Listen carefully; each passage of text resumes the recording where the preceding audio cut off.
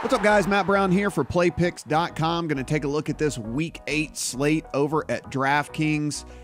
While you're here, go ahead, hit that subscribe button down below. You'll be sure and get notified every single time we put a video on this channel. Really, really appreciate it. We already have people on hashtag Keep Matt Employed, so let's go ahead and get more people on team Keep Matt Employed here. So the more subscribers we get, the longer I have a shelf life to create these videos for you guys. Appreciate it. So this is a pretty interesting week this week whenever we take a look at everything here. 49 plus point games all over the place this week. We'll talk about those. And we'll take a look at here in the DraftKings lobby at these tournaments that we like to play this week. Again, only a 10-game main slate here. So we had a lot of teams. The Chargers, Cowboys, Falcons, Titans are all on bye. Eagles and Jaguars are playing over in London.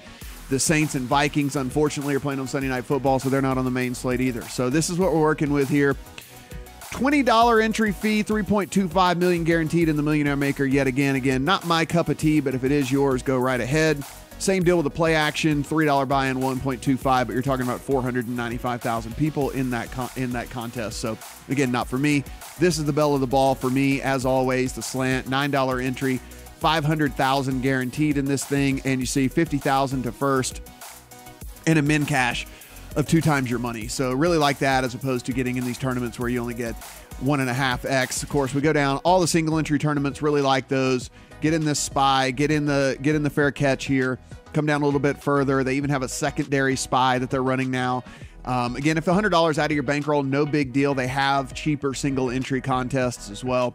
So be sure and get in those. And of course, the small entry ones are the other ones that we're looking at here. This nickel $5 entry, only a three entry max in this thing, 100K guaranteed in that, a 33 with a 5 entry max. Really like those. And like we said, these single entries can get pretty cheap as well. So be sure and get in those. I mean, it looks like it's not going to fill, but those start to fill pretty rapidly and they're pretty popular. So just go ahead and get in there so you don't find yourself getting left out. For the sake of this video, we'll click in my favorite tournament here, the slant, and get things going. Taking a look at how this Week 8 slate is going to shape up. As I mentioned, 49 plus point games. So pretty massive totals. 6 of the 10 games on the main slate this week. Seahawks, Lions, Broncos, Chiefs, Browns, Steelers, Bucks, Bengals, Colts, Raiders, Packers, Rams, all have 49 or higher as their total this week. So looks to be, unlike last week, looks to be a lot of fantasy goodness going on this week. Guys, if you want to if you don't have, for whatever reason, don't have a DraftKings account, head to playpicks.com/bonus, BONUS, and there's all of our sign-up bonus offers and free money offers for sports books and different things like that are over there in New Jersey. So be sure, head there, playpicks.com/bonus. All right, let's take a look here. And I'm also going to show some of my Fantasy Labs models, the things that I've made as well. You can kind of see my different player pools as we move along here. Not going to be on Patrick Mahomes this week, the most expensive quarterback by 600 in this one. I mean, I do understand how amazing he's been. I just think there are quarterbacks with the same ceiling this week for just much cheaper. As you can see, the rest of the guys this week are just much cheaper as we go along. Really like Aaron Rodgers in tournaments this week. If we think that the Rams are going to succeed here, and this Rams team is a 9.5 point favorite at home, we're also looking at a 56.5 point total in this game. So you just have to figure that Aaron Rodgers is going to, have to unleash the beast. He's going to have to throw it a ton. Geronimo Allison, we'll talk about him in a second when we get to wide receiver, but Geronimo Allison, not even listed on the injury report, so he's going to be back. And listen, if you think that this game plays out the way that the sports books in Vegas consider it that it's going to play out, then Aaron Rodgers is going to have to keep his foot on the gas. He's going to be playing from behind, and he's going to have to continue to throw the ball. So really like Aaron Rodgers this week in tournaments. I like Andrew Luck a ton in tournaments this week. Marlon Mack, talk about him at the running back position, but could be out this week. So Andrew Luck just throwing the ball so much. I mean, just having to put the ball in the air an incredible amount of times. He is going to get Jack Doyle back this week as well. So like Andrew Luck for tournaments as well too. Andy Dalton in another high total game here at home against Tampa Bay. As we know, Tampa Bay's pass defense in the bottom 5 in just about every single pass defense metric you can get.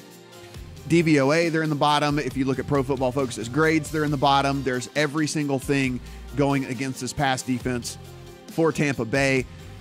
Really like Andy Dalton this week as well for tournaments. But I think the guy that I'm going to land on most often here is going to be Ben Roethlisberger. I think I'm going to have Ben Roethlisberger in cash, and I also believe that he's going to be in an ample amount of my tournament lineups this week. Whenever you look at Big Ben, these statistics really kind of stand out whenever you look. I mean, this is a guy that has not had, he's had 22 or more fantasy points at DraftKings in 4 of 6 games. The one time he didn't, if you remember that week 1 game against Cleveland, was that weird monsoon game that was going on. You know, I mean, there was just a heavy rain downpour and all of that.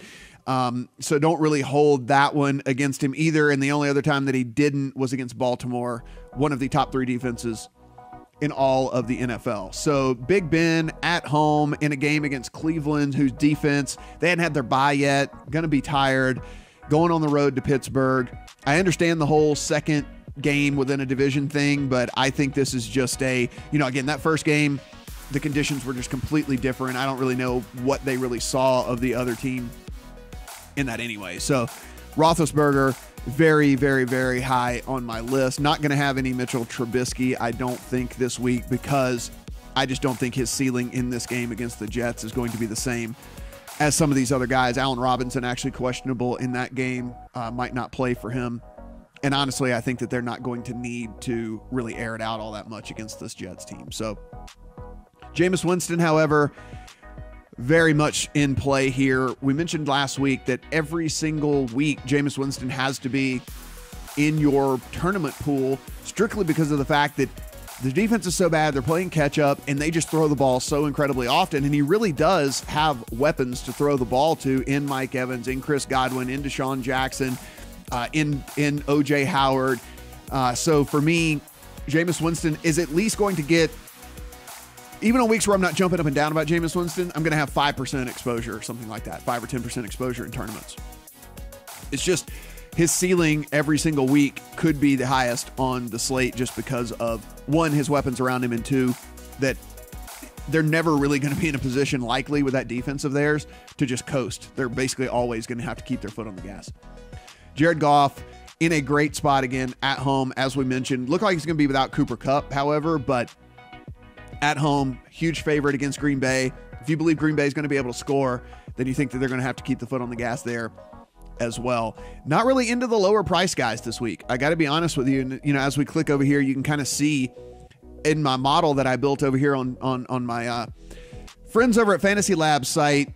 I mean, Jameis Winston really popping on my model here. I kind of I X'd out Mahomes because he's not a guy that I'm looking at this week. We've got Aaron Rodgers, Goff, Luck, Roethlisberger, and Dalton. That's pretty much going to be my quarterback pool this week. And with that, I think with Rodgers and Goff, it's pretty much just going to be game stacks with those guys. I don't think I'm going to kind of do any one-off situations with those.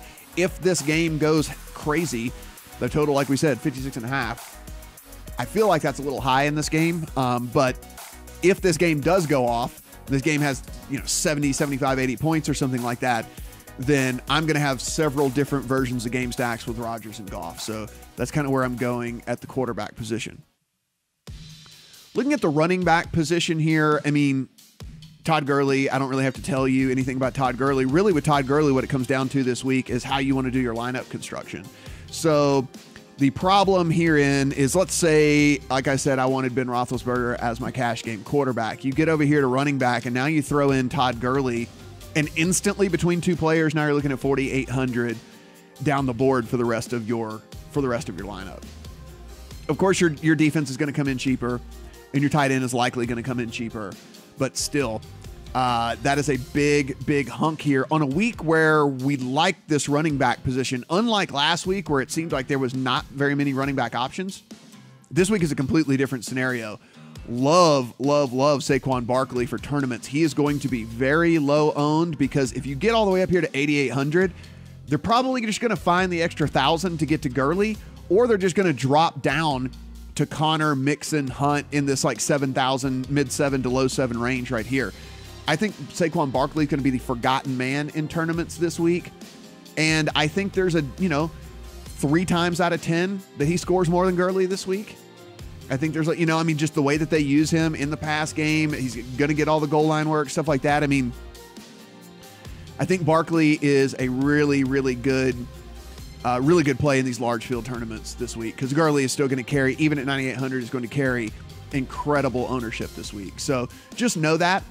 And it really just depends on how your cash game build is going to go. I'll say, as we record this on Friday right now, I have built my cash lineup without Gurley because I really love Connor and Hunt this week. And so when you have Connor and Hunt in here, there's just no way that you can also fit Gurley and make any sort of lineup that you're going to. I mean, you can see, even if we plug in a dirt cheap defense, we'll plug in the Steelers here, and let's say you just completely punt at tight end. Whenever we come here, let's say Ricky Seals-Jones, just for the sake of us making this lineup right here. You're still looking at 4,700 for all 3 of your wide receiver spots. It's not out of the realm of possibility that you can make a lineup that you like with that.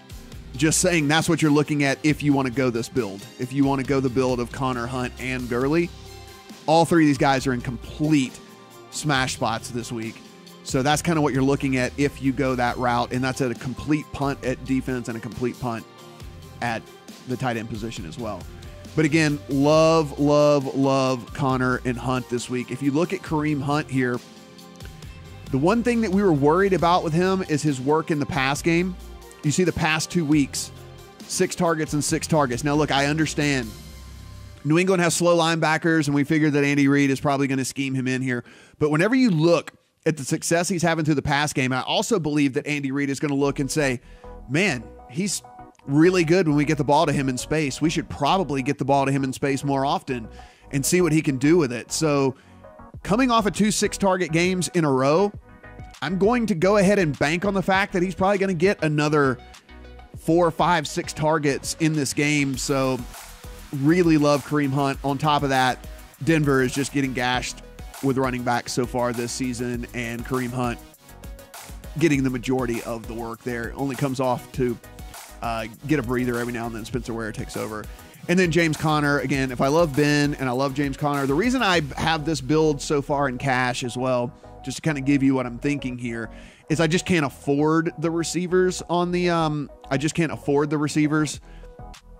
from Pittsburgh. If we look at the receiver position right here, we'll skip ahead just a tad. Antonio Brown's 8,500 and Juju Smith-Schuster 74. So at least if I have Roethlisberger and Connor, in theory, I'm soaking up pretty much all of the scoring that's going to happen. If Ben throws to Antonio Brown, I'm still scoring points. If he throws to Juju Smith-Schuster, I'm still scoring points. And Yahtzee if he throws to James Conner, because we're scoring all the points. That's kind of my thinking here, at least as we sit here on a Friday, is with Juju and Antonio Brown costing so much money, not being able to really get them into the lineup and get a build that I love, I'll just try to soak up that passing game with Ben Roethlisberger. So that's kind of how I'm thinking right now when it comes to cash.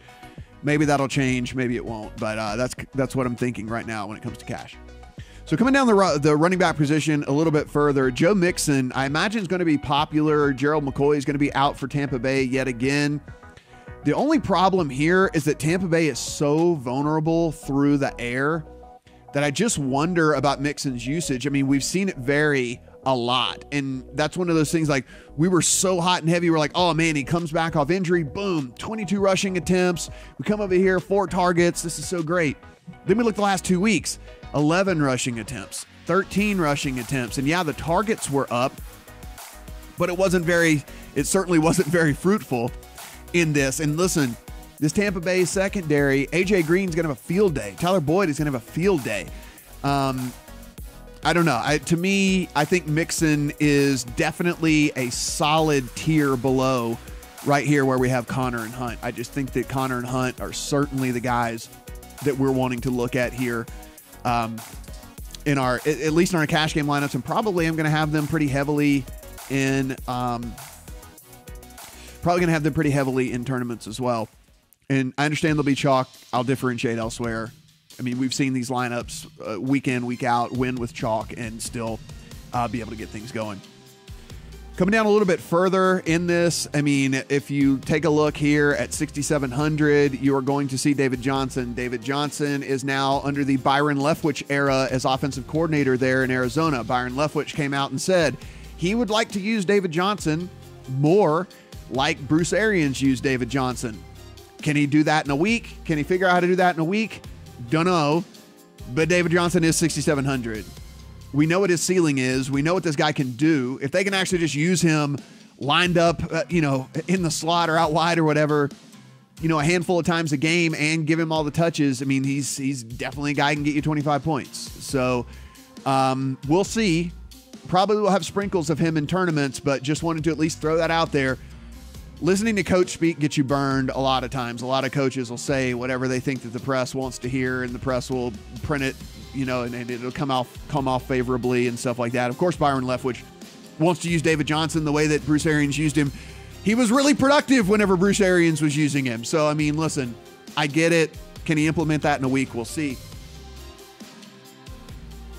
Tariq Cohen, again, I'm just kind of like not high on this Chicago Jets game. To be perfectly honest, I don't think there's a problem with paying him. If you want to play him, go right ahead.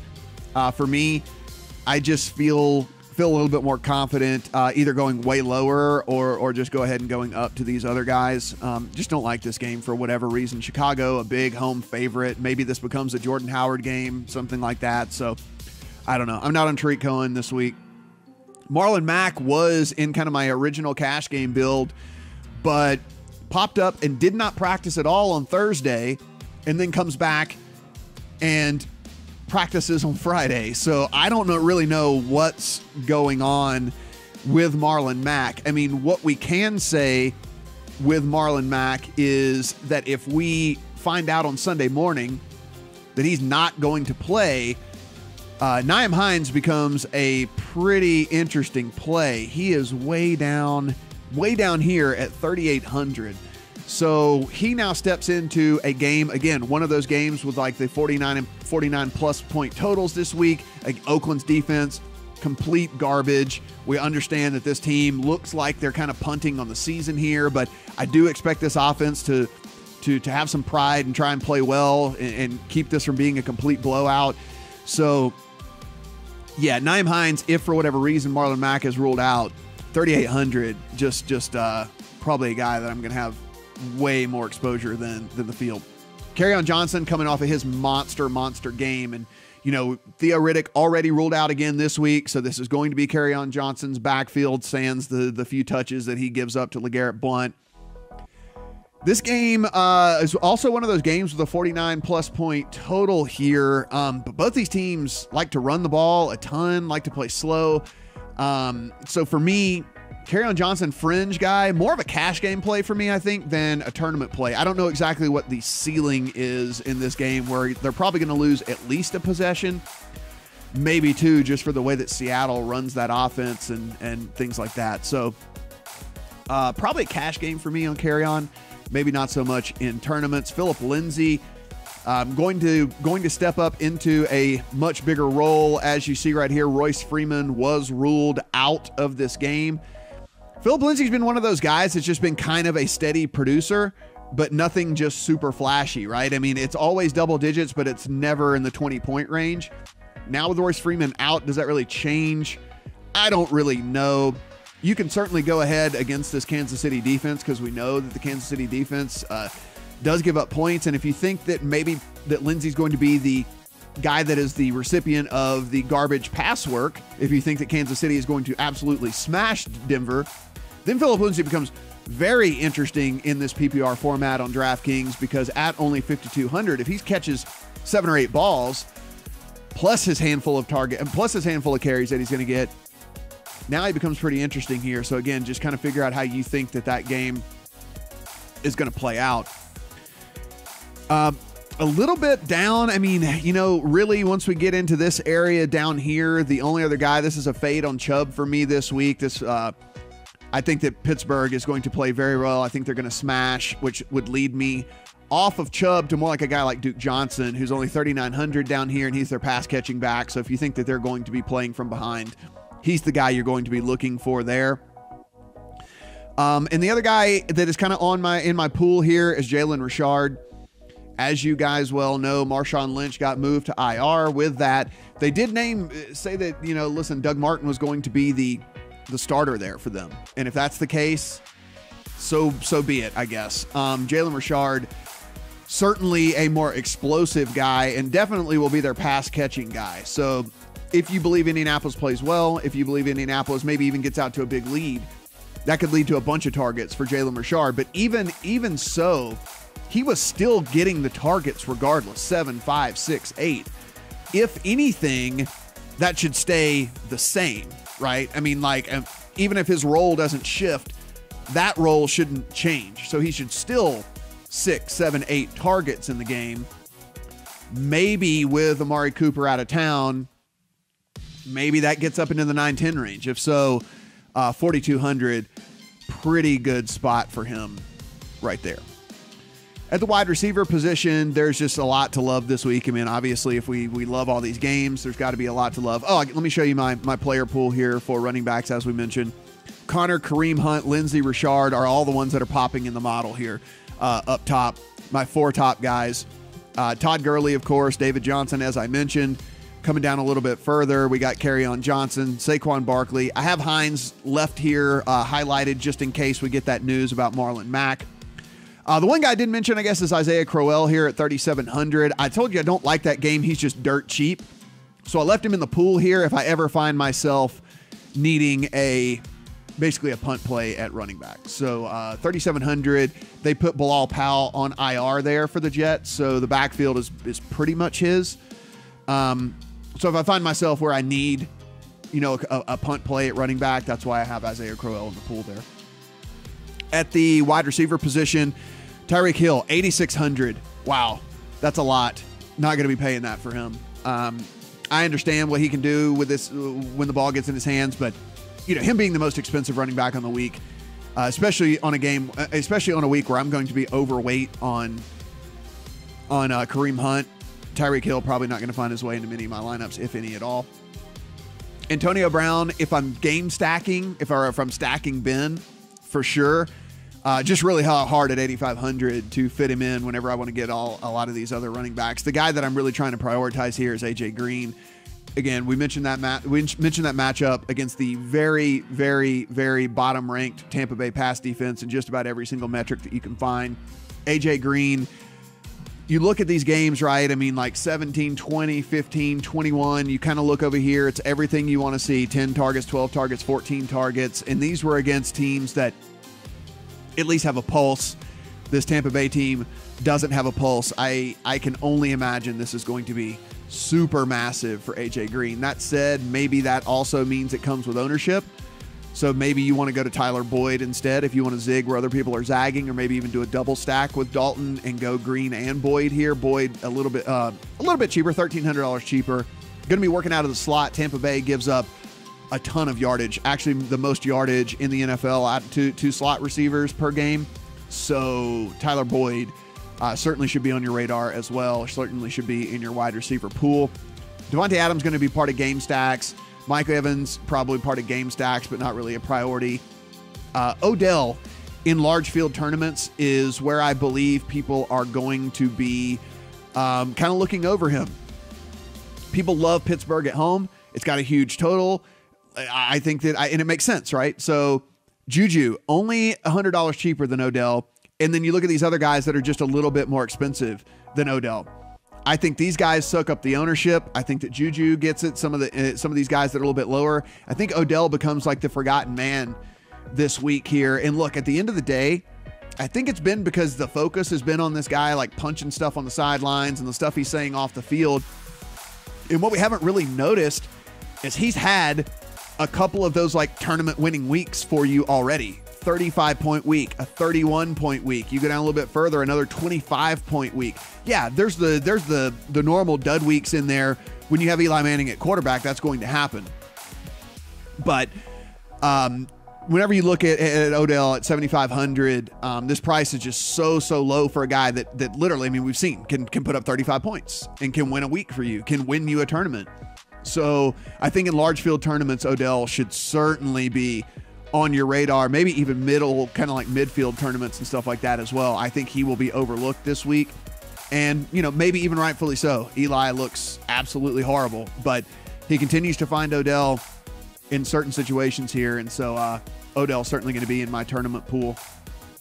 Going down a little bit further here, guys that I'm going to be kind of like heavily targeting here, T.Y. Hilton. If you listen to some of these beat reporters, they were talking to T.Y. Hilton. He said it's the first time he's felt 100% in a long time. He's back. He's only 6,300 in this kind of sneaky shootout situation with Oakland. T.Y. Hilton going to be pretty big into my player pool here. Andrew Luck just throwing so incredibly often, looking at him in the red zone as well. And that's really what we love. Whenever we kind of look at these, whenever we look over here at what we love about these guys, I mean, you know, these you continue to see just like friggin' touchdown, and then massive targets. So you can look kind of past last week. They were just curb stomping the Buffalo Bills. So didn't have to use T.Y. near as much in that game. John Brown, always a tournament play. A lot of people talking about this Detroit team and these receivers. All of them are 6K or below, as you see. I mean, Golden Tate right here at 6K, Galladay at 5,700, and then even below there, way down is Marvin Jones. I think they're fine for tournaments. I've heard stuff about Galladay in cash. For me, that's just not my style of cash play. Whenever a guy's competing with two other guys who are also really talented for targets, it's not really my cup of tea when it comes to that deal. You know, like if Golden Tate was sitting, yeah, sure. Marvin Jones was sitting, yeah, sure. But with all three active and all three healthy, I don't know, not really my cup of tea in that. So also, I think that game could, like I said, I mentioned earlier, I think that game could be a little bit slower. I think it could be a little bit more low scoring. So not those type of guys that I really like to play in my cash lineups. Perfectly fine. You know, Galladay is a freak. So in tournaments, by all means, he could have a 4-catch day that goes for 125 yards and a couple of touchdowns. That's what kind of receiver he is, but he's just not my real style when it comes to cash play. A couple of other guys I think I want to highlight here. I mentioned Geronimo Allison is going to be back, not even listed on the injury report this week for the Green Bay Packers. He's only 5,000, obviously slotting right back into that starting role with the greatest quarterback of our era underneath center. So Aaron Rodgers is going to be throwing him the ball, especially if they get down. It's certainly going to be heading his way. Michael Crabtree's guy I'm kind of looking at in cash here just because he's just steady Eddie. We mentioned this last week. It's just like he just gets the double digits done. And in cash, if you're trying to just get above the cash line or something like that, head-to-head's maybe a little bit different situation because you know every single point counts when it comes to those type deals. But you know 50-50s and head-to-heads, Crabtree just kind of gets it done for you. But right now, the guy that's in my lineup, and I'm kind of embarrassed to say it, is Jordy Nelson. Again, with Amari Cooper out of town, we do expect them to connect with someone. Derek Carr is going to throw the ball to somebody. Somebody's going to make catches, and Jordy Nelson is only 4,700, and that's way down. And if you want to like take a tournament guy, or even like, I mean, I think it's a thin cash play, but I think you could make a case for it. Martavis Bryant is only 3,700. They're going to be starting. They're going to be running all the routes. So can Derek Carr hit them? I guess that's the big question, right? But there are certainly guys that are on my radar and certainly guys that are in my player pool. Whenever we go over here and I take a look at my wide receiver player pool, I skipped over Robert Woods. Certainly going to have him, like I mentioned, in game stacks. So that's why I have him here. Not a guy I'm prioritizing. I'm really looking at this Green Bay Rams game just for game stacks. I'm going to have just, 10, 12 different versions of game stacks for this one because, I think it either goes completely off or kind of disappoints. I don't see this being just like a normal-ish type game. Just from watching these two teams, whatever, call it a gut feeling. This, again, I told you, probably game stacking the Cincinnati-Tampa Bay game, so I've got Godwin highlighted here as well. But A.J. Green, going to have tons of exposure to him. Going to have tons of exposure to Tyler Boyd as well. Devontae Adams in those in those game stacks. Another guy I'm really prioritizing when it comes to tournaments is T.Y. Hilton. At 6,300, I just think this is such a discount for a guy that we know what his ceiling is. I mean, if you look at Labs, they've got it at 22.7. I think it could be even higher than that in this scenario. We talked about Jordy. We talked about Bryant. We talked about John Brown. One other guy we didn't mention here, Chris Kirk, again, like just he's cheap. So I kind of keep these cheap guys sometimes mixed in the tournament pool, guys that I know that might only catch 4 or 5 balls, but could house one of those like from 60 yards out and could help you in a tournament. And it just, sometimes they just fit whenever you're doing your builds. And so I left Christian Kirk there. I do love the talent, just hate the offense. Do you buy into the new offensive coordinator? I guess that's the question you'll have to ask yourself there. At the tight end position here, look, Kelsey, what can you, I mean, yeah, he's awesome. Play him if you can afford him, but he's 6,800. That's really what it comes down to. I'll probably have the majority of my exposure down here, more in the Njoku range. Really, again, think that they're going to be behind in this game against Pittsburgh. And with that being the case, I think they're just going to have to target Njoku a ton. And, one of the things we keep bringing up is since Baker Mayfield took over, this guy just, 7, 10, 12, 6, touchdown. I mean, he just double digits. It just keeps on keeping on for you. It was kind of like there for a while whenever we were looking at Eric Ebron, but even at 4,900, Jack Doyle's going to be back this week. Now, even if Jack Doyle doesn't play a full complement of snaps, he's going to siphon off 2 or 3 targets from Ebron. So even when he's taking those 2 or 3 targets from you, so now if the 7s become more like 4s, Ebron's not as appealing, certainly at that 4,900 price tag. 3,900, you could talk me into him all day long, but 4,900, I'm probably going to take a pass. I think I'm going to be majority on Kelsey where I can stuff him in Njoku for the majority of lineups, and then I'm probably going to have sprinkles of O.J. Howard just because I like the upside in this game. I think this game could go crazy as far as scoring. So I like O.J. Howard here at 3,900, and then a little bit lower is Vance McDonald here at 3,700. We like the scoring environment for Pittsburgh. If I'm going to have a bunch of Ben Roethlisberger, I need to pair him up with someone if I'm going to play him in tournaments. And so if that's the case, Vance McDonald could certainly be one of those guys. Some of the other pass catchers be some of those guys. So yeah, that's where I'm kind of like looking at the tight end position. I did mention earlier, if for a complete and utter punt, Ricky Seals-Jones is a guy that I don't completely hate, just for the fact that there is a little bit of upside here. I mean, like we've seen, he can catch 5 of 6 targets in a game for some yardage. He can catch 2 for 52. So I mean, like there is a little bit of tournament upside there for a guy like him. Certainly, you're staying far away in cash. On the defensive side of things, let's player pool there for tight end. Guys I just mentioned, Kelsey, Njoku, Vance McDonald, Ricky Seals-Jones, O.J. Howard. That's really the only guys I'm even looking at this week. So on the defensive side of the ball, we can just basically start here. We know how defense works, guys, right? I mean, like, you can't predict a pick six. You can't predict a strip sack. All you can do is try to put yourself in the best position for maybe one of those things to happen. That's why Pittsburgh, I think, is ranking so high in my model here. Going up against Baker Mayfield, and listen, we think Baker Mayfield is going to be great one day, and he's shown flashes of brilliance so far at times this season, but he's also shown that he's still a rookie. Holds on the ball too long, will throw bad picks, will take sacks, will fumble the ball. At 2,300, I think this is just an incredible smash spot for this Pittsburgh defense. So for me, even with the ownership probably going to be through the roof, I mean, it just helps you build a lineup so much. Don't hate San Francisco here because, again, Arizona's offense is just a complete dumpster fire, and Josh Rosen still could throw you a couple of interceptions in the game, and those always could turn in 2 pick sixes.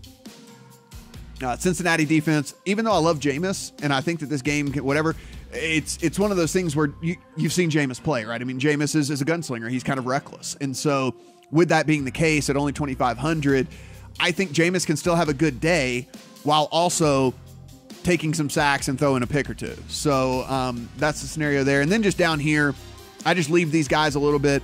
I just leave some of these a little bit more expensive guys in the player pool in case I get to a point where I want to diversify off of defenses. Because again, at the end of the day, you kind of got to get lucky. You kind of got to get that weird bounce for, you know, a strip sack that they return for a touchdown or whatever it might be. Kansas City against Denver. I just think this Denver offense is complete garbage. And then going on the road, I believe that they're going to struggle in Kansas City. And then I just have Indianapolis up here because if there is a chance possibly this Oakland team has just quit. Like I think that's a very real possibility whenever you kind of start shipping players out of town and apparently everyone's getting shopped and things like that. You know, it could affect the psyche there. So I do have them in the player pool as well. So, you know, just kind of like a real quick, you know, just a little skeleton lineup of what a cash game like might kind of look like. If I'm putting something together here, like I really think that all four of these guys are pretty much lock button for me in cash this week. I don't think there's going to be anything that could get me off of these guys when it comes to cash games this week. The tight end position really and truly likely going to try and get to Njoku. And there's a little bit of correlation there in this because if Ben Roethlisberger and them have a good game, then you think that the Cleveland Browns are going to have to throw to catch up, and Njoku then should see a lot of targets. If for any reason I can't get to him, I do think it's okay to go to O.J. Howard as well. I still think that there's a fairly safe floor for O.J. Howard at the tight end position. So if you get there, now you're looking at like 5,700 for your wide receiver and your flex. And I think that's a pretty decent base to kind of build from. Even if you went up and got AJ Green and threw him in there, you're still looking at 5,000 per position. And we talked about a couple of those various, you know, kind of good spot punt play wide receiver situations. And so, yeah, I think that this is a decent little start as far as a cash team goes. I will not fault you if you want to play Todd Gurley come hell or high water, because I believe that Todd Gurley is that awesome.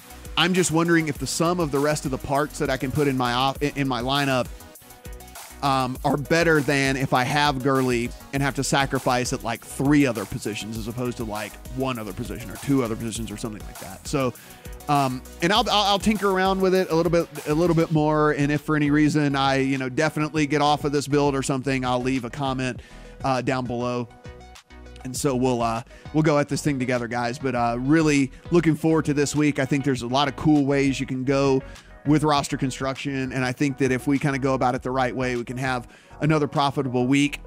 If you enjoy what's going on here, and even if you don't, please subscribe. Please, even if you don't, like, just subscribe.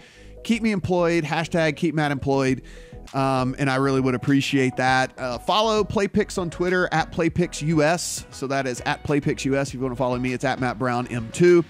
You can head to the PlayPicks /bonus, BONUS, for all of our bonus offers. So please do that as well, because don't sign up for one of these things. And if you live in New Jersey or in that area and stuff, and you want to do some sports betting as well, don't just sign up to the sites. We have the best free money deals and sign up bonus deals and all the things like that. So just take advantage of that. If they're going to give it to you, you might as well take it. So be sure and do that.